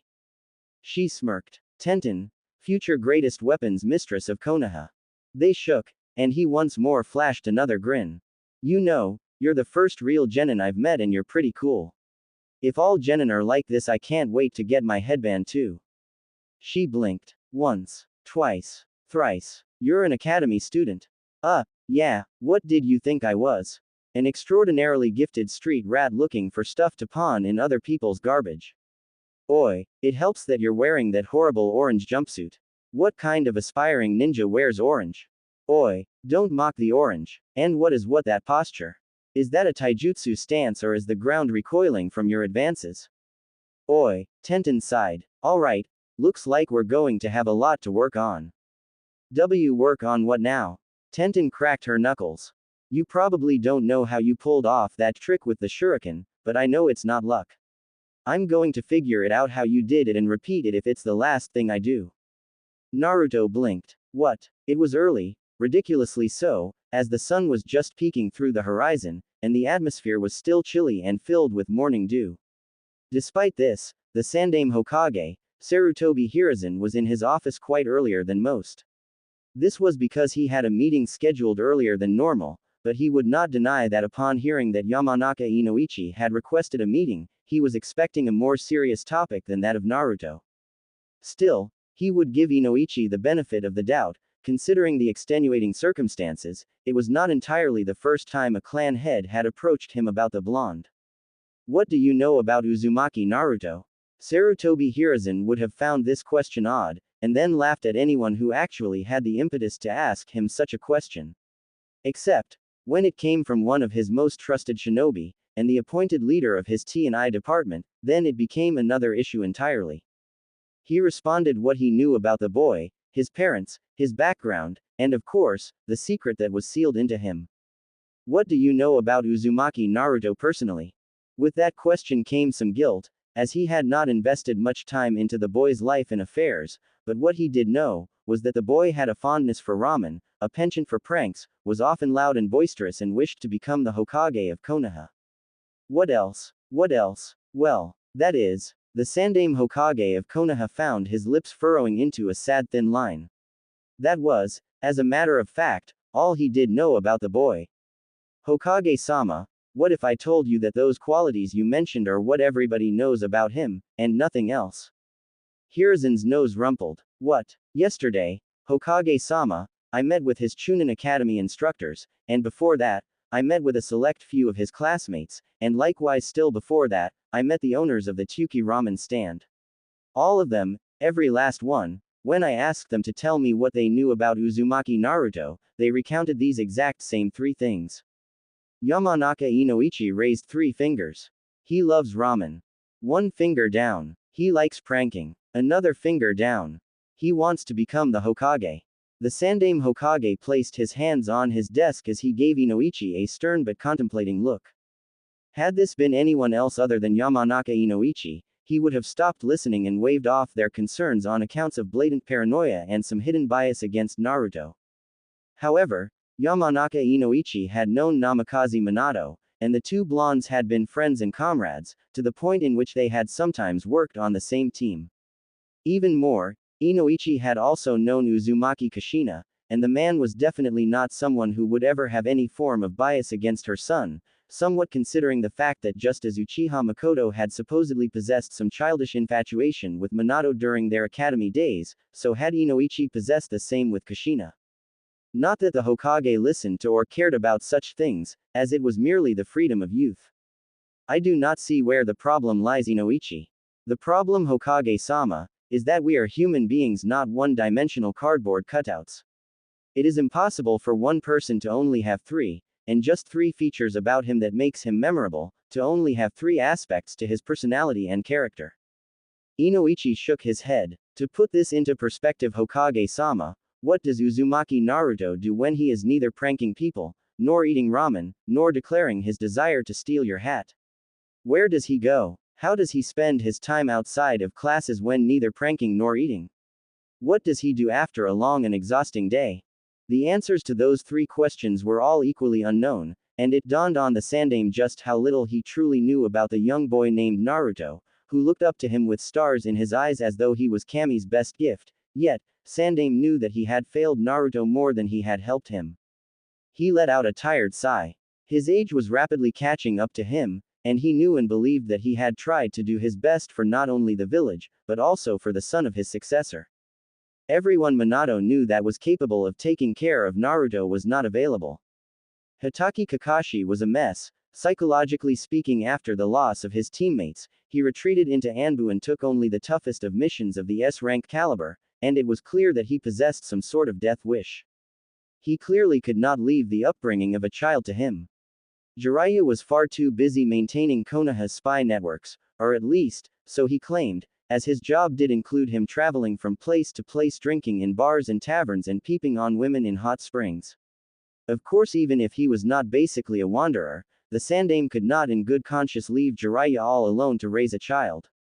Tsunade would have been perfect, but she was now an alcoholic and gambling addict lost to her own grief, and he would not want her raising an impressionable young child either. Uchiha Makoto had once offered, but the clan politics were against such a thing, as the Uchiha clan had just been accused of the ones masterminding the Kyuubi's attack in the first place. It would be tremendously bad if one of their own had then decided to adopt the boy.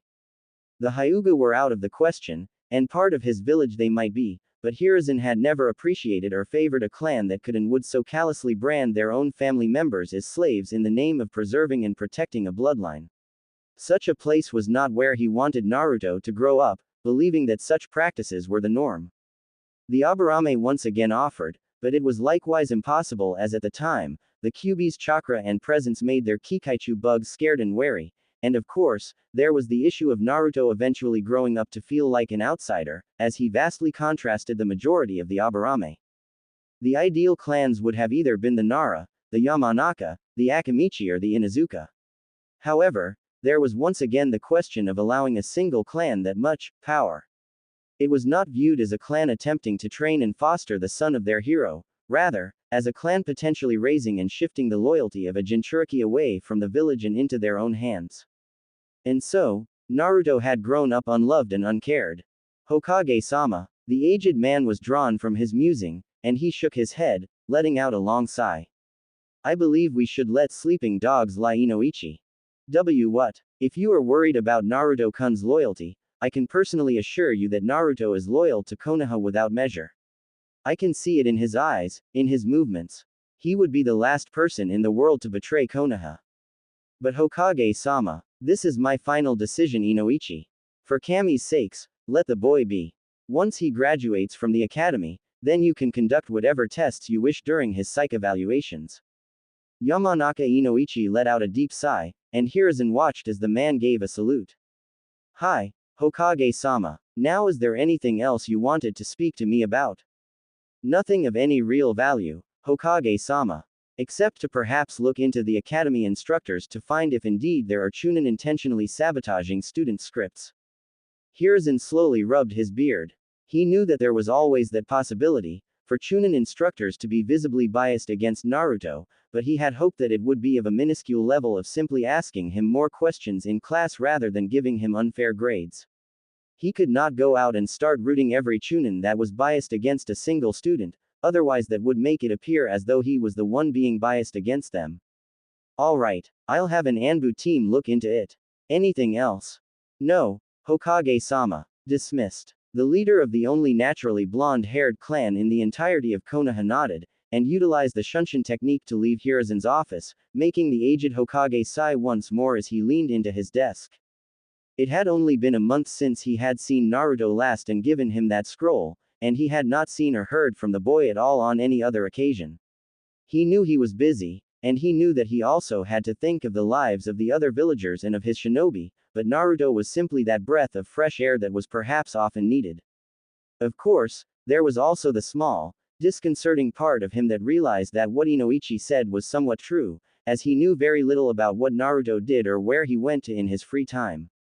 He was about to call the Anbu, but he stopped halfway before he did so, and let a small contemplative smile come on his lips instead. Rather than summon Naruto into his office, it was best to make it into a surprise. He swung on his coat and hat, placed his pipe into his mouth, and then prepared himself to move forward and once more allow the professor to grace the streets of Konoha. Perhaps had he not been so preoccupied, he would have noticed the tiny curved insect that had been perched at his window all the while. He would have seen as the bug's eyes zoomed in and out on his form, before eventually taking off into the sky, flying low through the air and free from the threat of birds before eventually landing on the hand of a certain individual. What does it say? Yamanaka Inoichi believes the Kyuubi Jinchuriki could constitute a flight risk due to how little is truly known about him. Danzo-sama must hear about this. The two figures gave each other a nod, before vanishing once more, unseen and unheard, as phantoms in dawn. Within interest, Tenten had always wanted a cute little kohai. There was the appeal to picking up a junior that she could buy sweets, pet, pamper and have him, her help her sharpen her weapons with a big loving smile. Perhaps it came with the fact that she had been the Nei-chan of the orphanage she had grown up in, not in the motherly, caregiver sense, but in the tomboyish, you mess with me, you enjoy the taste of sand, manner. Her somewhat crass manner and a slight tendency for violence had probably what had inspired her obsession with blades and weapons of all sorts, and it of course helped that she thought playing with dolls was the most ridiculous thing in the freaking world. She still remembered the first doll she had been given, considering the fact that she had given it an extensive surgical process by retrofitting the hands with sewing needles and the legs with scissors. Of course, the other girls had not appreciated the beauty of Princess Scissorhands, abbreviated to Seeheim, the scissor-handed, needle-legged princess doll. Then, she had not understood why the orphanage's matron had been so appalled. Seeheim was far more useful that way to help in cutting and sewing together what little clothes they had possessed as of then. Regardless, the weapons enthusiast wanted someone who was also equally passionate and shared a love of the sharp and pointy. Of course, this was somewhat of an idealistic wish that she would sigh and ponder, than something that she ever saw coming into fruition. Right up until the moment that she had found Uzumaki Naruto and taken him under her wing. Except, well, Uzumaki Naruto was not the cute little kohai she wanted, but quite possibly the one she needed. Come back here you. Assuming she did not kill him first. I'm sorry. Hello sorry. I'm Ten. Get ready to eat pointy metal. As it had turned out, she really wanted to find out if she had been a little bit too enthusiastic in seeing his display, and then she wondered if it was mere, simple, dumb luck that had saved her career as a kunoichi from coming to a terrible end. So of course, she had needed to confirm that hypothesis by recreating the scenario and seeing if indeed, Uzumaki Naruto could curve and redirect shuriken with a headbutt. Of course, this time around she had tossed rubber shuriken at him, because attempting to use the real ones could most possibly end in disaster. The results had been outstanding. 7 out of 10 times, Uzumaki Naruto had successfully pulled of a ricocheting magic tricks with the shuriken that were thrown at him, and 7 out of 10 was a very promising result. So then, it came her own turn to practice and see how to pull of the same tricks, and she had asked him to stand and toss the rubber shuriken and kunai at her. She had closed her eyes, took in a deep breath, and then steeled her gaze as he said he was going to launch, only to open her eyes and see a rubber chicken flying through the air. She was not kidding. A rubber chicken, with its beak out in front, and its wings spread to the sides like an eagle. She had been so stunned at the sight of the flying avian toy, she could not react when it had smacked beak first into her eye and sent her tumbling to the ground. Chicken 1, Tenten 0. Of course, Naruto's cacophonous laughter had merely added insult to the injury, which led to her current situation of her chasing the blonde around the field while her unloading the full wrath of her weaponry. Was it overkill? Maybe. But you try explaining to Maida Guy, Rock Lee and Hyuga Neji that the reason you now had a large black eye was because an academy student clocked you in the face with a rubber chicken. She grinned as she caught a hold of the fleeing blonde's legs with her kusarigama, the chain tying neatly across his left ankle, as she jerked the chain back and proceeded to quite literally reel him in as though she was a fisherwoman on a croaky old boat in the middle of a vast lake. Well, look what we've got. The catch of the day, the famous orange flopper. She grinned as she watched him futilely scrape his nails against the grass in an attempt to escape. Eventually he just stopped bothering and let himself be dragged, until he came to stop directly beside her foot, and she gave him her kindest grin. You know, I kind of feel really bad for fishes right now. She rose an eyebrow. Just for fishes? No. I mean, yes, well, you know what I mean, but I kinda also don't know what I mean. If you were any more eloquent, I'd need a dictionary. He gave a sheepish grin. That black eye goes really well with your hair Ibeo. I'm not taking fashion compliments from someone who thinks wearing a blinding orange jumpsuit in the forest is a good idea for a shinobi. She sighed as she shook her head, paying little heed to his chant about how orange was the best. The sun had barely peeked over the horizon, due to both of them arriving bright and early for the training. Dressed in her training clothes that was more or less a refitted martial arts GI, rather than her normal attire, she really shuddered when Naruto showed up, fully clad in his orange glory. That jumpsuit had got to go, staring at it was making her already aching eye ache even more. Speaking of which, how in the world did a rubber chicken have enough force to give her a black eye? For Cammy's sakes, the only thing that was capable of doing that was one of Rock Lee's punches or kicks, but of course, Lee was a gentleman at heart, and his attacks never aimed for her face. Wait, why in the world do you even have a rubber chicken in the first place? Naruto had stopped listing off the vague uses and benefits of the color orange to stop and gave her a stare. Oh yeah, that. I wanna become a trap master Datbeo. She blinked. What? Was this providence? Was the fate douche onto something when he kept insisting that there was a divine will in place for each and every being? She shook her head. Heavens forbid Neji was right. You want to become a trap master, meaning you want to become a shinobi that uses traps to fight. He gave an enthusiastic series of nods.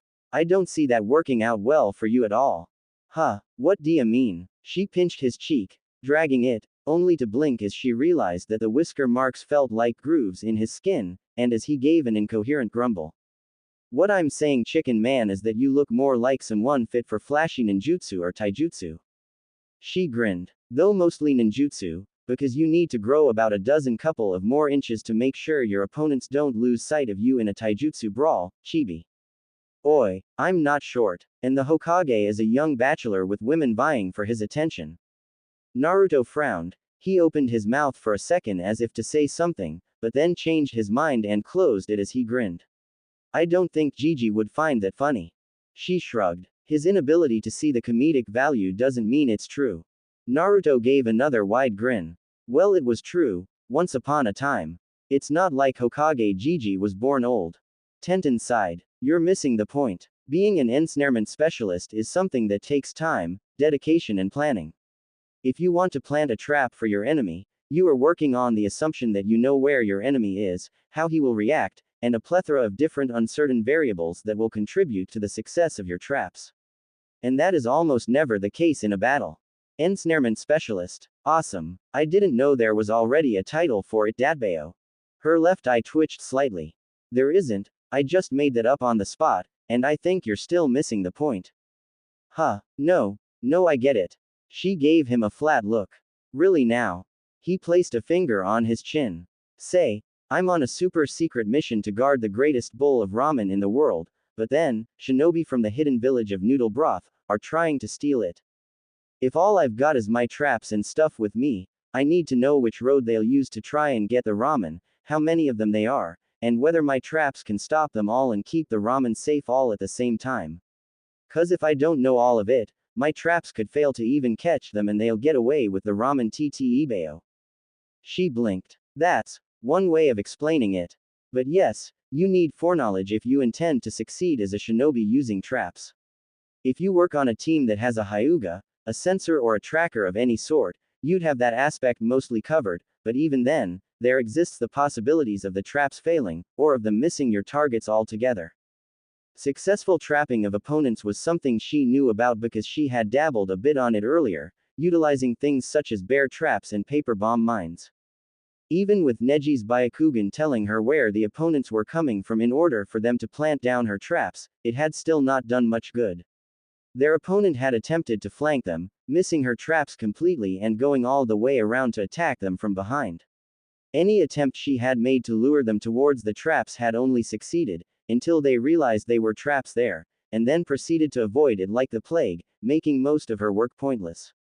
Sensors and ninjutsu experts were also the bane of all trap setting, because your opponents either sense the traps miles away or simply barrel through it with ninjutsu.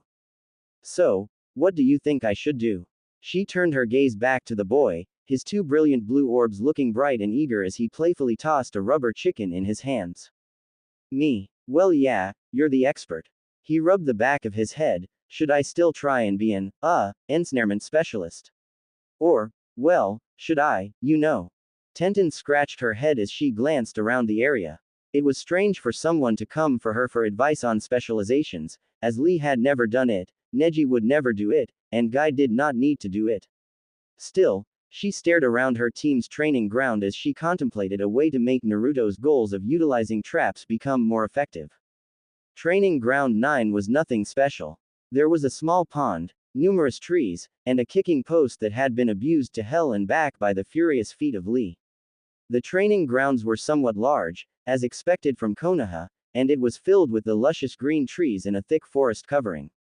She turned her attention to the several bull's-eyes and stationary targets that she had also abused to hell and back by puncturing them with as many shuriken and kunai as she could. All of them hit the center though, now having extraordinary aim, although it had not always been the case, and once upon a time she couldn't even toss a rolled-up paper ball into a basket 3 feet in front of her. Hello, Tenten, you still in there? Her attention rapidly turned back to the blonde, gazing at her up with eager eyes. She wanted to tell him that he was still an academy student, and he should not be bothering so much about any of this now, considering his Jonin-sensei could just come up one day and kick all of his hard work to the curb. She likewise wanted to tell him that utilizing traps was not in his best interests, considering how he seemed to be a walking ball of chakra, and he would excel at becoming a ninjutsu tank. She wanted to shake her head and contemplate what in the world she was doing, spending her Saturday morning off tutoring someone.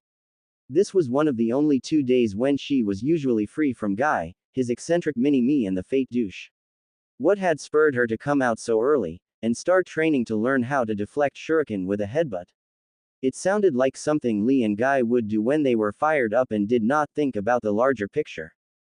Tenten, you never really wanted to be a weapon specialist, did you? Naruto's voice had drew her from her thoughts, and she turned back to the blonde, whose eyes were the same blue, but rather than sparkle, they seemed to have a curious depth to them, like someone had dipped their hands into water and caused continuous wavy ripples. Then her mind interpreted the words and identified their semantic meaning together as sound around her started to slowly go mute. Well, she had never wanted to become a weapons specialist, even though she did like the sharp pointy objects. No, her true dream was to become like her role model, like Senju Tsunade, one of the Densetsu no Sanin, and the world's greatest and foremost medical practitioner. She had wanted to become a medic, a healer, someone who would aid her companions on the battlefield when they were wounded, someone who would ease and comfort bruises and pain. There were 1,000 people who could kill and there were a dozen kunoichi who only knew how to seduce, but there were very few individuals who could heal and restore, because that was a truly difficult task. One that had been too difficult for her, so it had seemed. Dreams were fragile, and reality came crashing upon the realization that she did not have the chakra control to become a medic. There was no hopes of her ever saving life in a profession that demanded all she did was to take it. So in the end, her dream tarnished, realization that her lifelong idol was a person she could never work to become, she had thrown herself into weapons instead. She did love and care for weapons, she really did, but there was always the nagging reminder at the back of her mind that the only reason she was a weapons specialist in the first place was because she had failed her original dream. Her goal of becoming a weapons master was just a cheap substitute. Still, no one should have known this, or at least, remembered it. Not her sensei, not her teammates, and not even her adoptive father. She gave him a steady gaze. Why do you ask? Huh, what do you mean? No one has asked me that before. Ever. She would remember easily if there had been anyone that had brought it up, but there was none. Questions she had gotten instead was about how she got so good at weapons and why she seemed to love them so much, but not one person had looked upon her and asked, "You didn't really want to do this, did you?" It was like looking at a pro fisherman, smiling with a giant shark in his hands, and then telling him that he never wished to be a fisherman and then somehow being correct. What could possibly even draw that conclusion? Well, I noticed that. He looked as though he was going to continue, before shaking his head. Never mind. It's not important. Her lips pursed. Not important. No, there was not a chance in hell that she was going to take that. Oh no, you don't. If you've got something to say, you'd better say it. He seemed doubly reluctant and it made her more annoyed. What was he hiding? Was he secretly some kind of stalker that had been following or was obsessed with her? It seemed unlikely for that to even be the case because she was certain she was a good enough kunoichi to have noticed someone wearing bright orange with bright blonde hair stalking her. So what? You just looked at me and it came to you just like that. That's not possible. What tipped it off? Well, he rubbed his chin, his eyes still giving that strange depth. It's kinda in the way you throw. She rose an eyebrow. In the way I throw. What kind of vague ridiculous statement was that? How did the way she threw her kunai and weapons indicate anything of the sort? That was like saying that you could tell a husband was cheating because he always hoarded family funds, or a woman was a murderer because she cut meat at ungodly speeds. She grabbed him softly by the collar and gave him the nicest smile she could muster. Naru-chan, would you kindly mind explaining what that means? Gah, that's the only way I can explain it, Dadbao. A pair of scissors was rapidly in her hands, summoned easily from her scroll in a puff of smoke, and her smile was becoming strained further and further as the seconds ticked by, and Naruto's face still looked reluctant. Try harder, or the orange jumpsuit gets it. Wait, hey now, there's no reason for the jumpsuit. She gave him the look. The one she had first given Neji when he thought he could get away with talking down to her the same way he talked down to Lee. The one she got whenever someone insulted or called her one-dimensional for her choice in relying only on weapons, and the one that had usually sent tall bullies twice her size reeling back before her fists and even began to shatter their noses. There was no mirth in her eyes at this point. I don't mind getting a black eye because of hijinks, but what I do mind is when someone who literally met me yesterday can give me the googly eyes, and then suddenly come to conclusions about things that not even my own teammates and Jonin-sensei realized. So either you start talking, or I start snipping. His reluctance seemed to remain strong as his face squirmed in a myriad of expressions, right until the snipping of the scissors took off a large portion of the orange jumpsuit. Alright, you throw like Sasuke Tem. She blinked, the scissors coming to a stop in her hands. The name was infamous at this point, and you would be hard-pressed to find anyone who did not know Uchiha Sasuke, sole survivor of the Uchiha massacre. Explain. Now, he groaned. When you throw, you don't really give off that super awesome vibe of you saying, I can do this even though you really can, you give off that vibe saying, I have to do this. And what's the difference? Uzumaki Naruto gave her a shrug, his shoulders raising and dropping in rapid succession, and his depth-filled blue eyes hit her brown straight on. I can become the Hokage, but I don't have to become the Hokage. Not a word was uttered as she gazed into his eyes, and then eventually detached her grip from his collar, as she snapped the scissors close with a flick of her wrist. I think we're done here.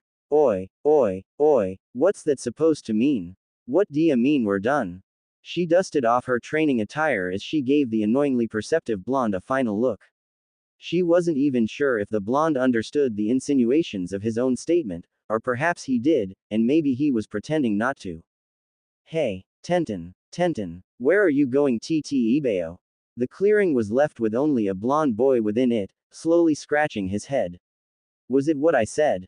But she's the one who wanted me to say it. So why'd she get angry TT Ibeo? He proceeded to irritably scratch his head. Gah, first Sakura-chan, then Ino, and now Tenten, I don't get girls at all.